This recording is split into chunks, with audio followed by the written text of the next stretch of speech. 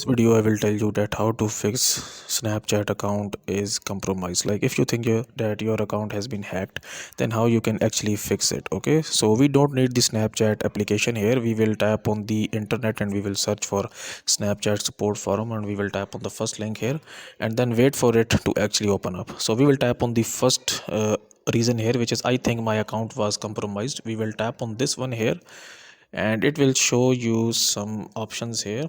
Now if your account has been compromised and you can no longer access it, please fill out the form below to contact support. Okay, so if you don't have your email or password or anything else, the least thing that you can do here is you can actually fill out this form and you can actually submit the request to Snapchat team, and they will actually come back to you and they will actually try to recover your account, and it's your luck if you got your account back. Okay, and the other thing that you can actually do here, that you can actually request a password reset link via SMS or email here.